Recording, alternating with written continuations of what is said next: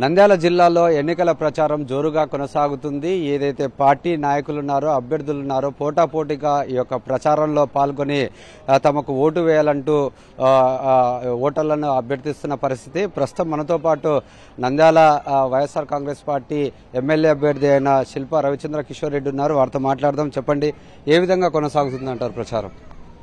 ఈరోజు ప్రచారం చాలా బాగుంది. ఎక్కడికి వెళ్ళినా సరే ప్రజల నుంచి వచ్చిన స్పందన చూస్తుంటే రెండోసారి జగన్మోహన్ రెడ్డి గారు ముఖ్యమంత్రి కాబోతున్నారు అనేది చాలా స్పష్టంగా ప్రజల మనసుల్లో కానివ్వండి, ప్రజల ముఖాల్లో కానీ కనపడుతూ ఉంది. మరి ఎక్కడికి వెళ్ళినా సరే ఘన స్వాగతం లభిస్తోంది. గతంలో కూడా 2 సంవత్సరాల నుంచి గడప గడప మన ప్రభుత్వంలో భాగంగా ప్రతి గడప కూడా తిరుగుతూ ఉన్నాం. మరి ఈరోజు ప్రచారంలో వెళ్ళినప్పుడు కూడా వారందరూ కూడా ఆ రోజు ఉన్నటువంటి సమస్యలు ఈరోజు తీర్చినారు. దానికి ధన్యవాదాలు అని చెప్పి వాళ్ళు చెప్తుంటే మాకు కూడా చాలా సంతోషంగా ఉంది. మరి ఈరోజు జగనన్న చేసినటువంటి సంక్షేమం కావచ్చు, అభివృద్ధి కావచ్చు, ప్రజల ముఖాల్లో చిరునవ్వు చూస్తున్నాం. 5 సంవత్సరాల తర్వాత కూడా వైఎస్ఆర్సీపీ అంటే ఒక నమ్మకం, ఒక భరోసా కనపడుతుంది. ఖచ్చితంగా మనం మళ్ళీ అధికారంలోకి రాబోతున్నామని చెప్పేసి నమ్మకం. వైఎస్ఆర్ కాంగ్రెస్ పార్టీకి ఓటు ఎందుకు వేయాలని ప్రశ్నిస్తే మీరు ఏం చెప్తారు? ఈరోజు వైఎస్ఆర్ కాంగ్రెస్ పార్టీ ధైర్యంగా ప్రజల వద్దకు వెళ్ళేసి మేము చేసిన పనుల గురించి మాట్లాడగలుగుతున్నాం, మేము చేసినటువంటి సంక్షేమం గురించి మాట్లాడగలుగుతున్నాం, మేము చేసిన పనులను చూసి మాకు ఓటేయమని చెప్పి అడిగే పరిస్థితిలో వైఎస్ఆర్సీపీ ఉంది. కానీ మీరు గమనించండి, తెలుగుదేశం కావచ్చు, వాళ్ళ మిత్రపక్షాలు కావచ్చు, ఎక్కడైనా సరే ఏం చేశారో చెప్పలే. ఎందుకంటే వాళ్ళు గతంలో 14 సంవత్సరాలు ముఖ్యమంత్రిగా పనిచేసినాడు. నువ్వు 14 సంవత్సరాలు నిజంగానే ఏదైనా పని చేసానంటే ఆ పనులని చేసినాను కాబట్టి నాకు ఓటేయమని చెప్పి అడిగే పరిస్థితిలో ఉండాల్సిన తెలుగుదేశం పార్టీ ఈరోజు వాళ్ళు ఏం చేయలేదు కాబట్టి, వాళ్ళు ఏం మాట్లాడినటువంటి పరిస్థితి, కేవలం జగన్మోహన్ రెడ్డి గారిని తిట్టడానికే వాళ్ళు మీటింగ్లు పెట్టుకుంటున్నారు. భవిష్యత్తులో కూడా ఏం చేస్తామో కూడా చెప్పడంలా. భవిష్యత్తులో జగన్మోహన్ రెడ్డి గారి కంటే ఎక్కువ చేస్తామని మాత్రమే చెప్తున్నారు తప్పితే జగన్మోహన్ రెడ్డి గారిని ఒక బెంచ్ మార్క్గా పెట్టుకున్నారు. సో ఈరోజు ఆంధ్ర రాష్ట్రంలో బిఫోర్ జగన్మోహన్ రెడ్డి, ఆఫ్టర్ జగన్మోహన్ రెడ్డి లాగా ఉన్నటువంటి పరిస్థితి, దాన్ని వాళ్ళు కూడా ఒప్పుకున్నట్టుగా కనపడుతోంది. ఎందుకంటే ఈరోజు జగనన్న కంటే ఎక్కువ ఇస్తాం, జగన్మోహన్ రెడ్డి కంటే ఎక్కువ ఇస్తామని చెప్తున్నారంటేనే జగనన్న విజయం సాధించినట్టు.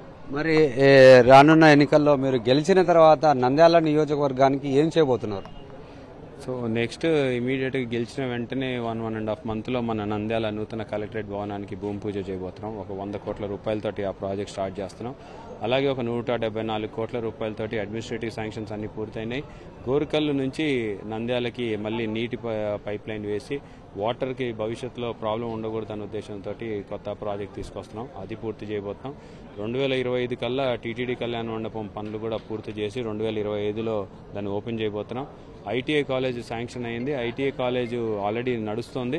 దానికి శాశ్వత బిల్డింగ్ కోసం ఒక 11 కోట్ల రూపాయలు కూడా రెడీగా ఉన్నాయి.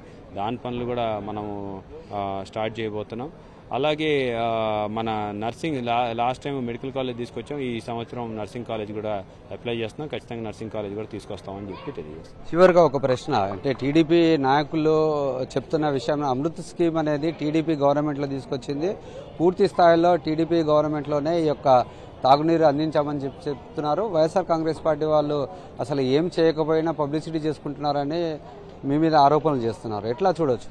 చంద్రబాబు నాయుడు గారు చార్మినార్ కట్టాడు అనేది ఎంత నిజమో, అమృత్ పథకం తెలుగుదేశం వాళ్ళు పూర్తి చేశారనేది కూడా అంతే నిజం. సో చార్మినార్ చంద్రబాబు నాయుడు గారు కట్టింటే అమృత్ పథకం వాళ్ళే పూర్తి చేసినట్టు కూడా మేము కూడా ఒప్పుకుంటాం. సో ఈరోజు అంటే ప్రతిదీ మభ్య పెట్టాలి, ఏది మాట్లాడు నంద్యాల 90% మేమే చేసినాం, 100% మేమే చేసినాం అంటారు కానీ ప్రజలకి తెలియడంలా. సో నిజంగానే చేసినంటే దాహార్తి సమస్య ఎందుకు ఉండేది మీ హయాంలో? మేము వచ్చిన తర్వాత ఎందుకు తీర్చగలుగుతాం? అండ్ యాక్చువల్గా అమృత్ పథకము 2017లో స్టార్ట్ అయినా సరే రాష్ట్ర గవర్నమెంట్కి ఎటువంటి పాత్ర లేదు. దాంట్లో ఉన్నది 10% మాత్రమే రాష్ట్ర ప్రభుత్వం షేర్. 70 మనం దగ్గర 90% మేజర్గా షేర్ వచ్చేసి మున్సిపాలిటీది, దాని తర్వాత కేంద్ర ప్రభుత్వం నిధులు. సో ఈ 2 దానిలను తీసుకొచ్చింది ఆ రోజుల్లో కూడా మన హయాంలో, మన చైర్మన్ గారు ఉన్నటువంటి దేశం చులోచన గారి హయాంలో మనం తీసుకొచ్చాం. దాన్ని పూర్తి కూడా మనమే చేసాం. ఇది మనం చూసుకున్నట్లయితే ఏదైతే ఈ యొక్క గడిచిన 5 సంవత్సరాల లోపల ప్రజలకు ఎటువంటి పథకాలు అందించామో ఆ పథకాల దాన్ని బేస్ చేసుకునే ప్రజల ఓటర్ల దగ్గరికి వెళ్తున్నాము.